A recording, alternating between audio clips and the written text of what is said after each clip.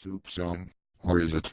When I was growing up, most city kids went home for a lunch because we had a long lunch break. School was closed by and mom stayed home.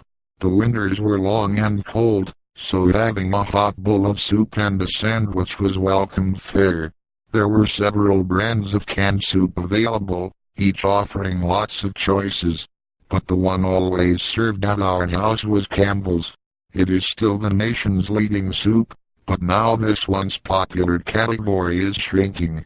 The question is, why are soup sales slipping?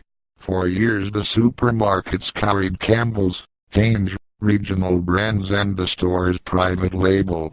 Then, Heinz decided not to compete in grocery stores anymore in order to concentrate on supplying soup to restaurants and institutions. About the same time the regional brands faded away.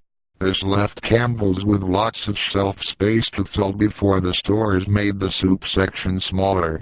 They did this by offering more varieties, introducing the premium Pepperidge Farm line, which Campbell's owns, and inventing all kinds of reasons to gain more facings on the shelf. This strategy worked pretty well. Once they had the soup section under control, Campbell's made a concerted effort to improve the taste and appearance of individual items, partly because they were interested in keeping their customers happy and partly because makers of specialty soups saw an opportunity to crack a category dominated by a single company. However, Campbell's has done a good job of protecting its huge market share.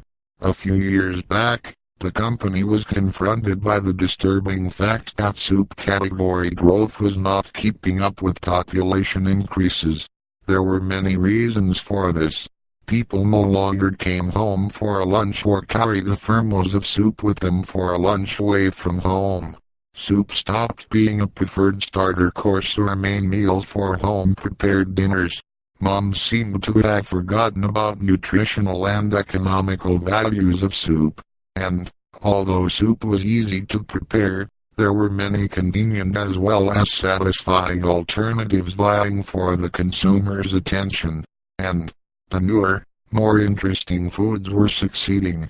Who can forget the famous holiday dish using Campbell's cream of mushroom, green beans and canned fried onion rings? It's still a favorite.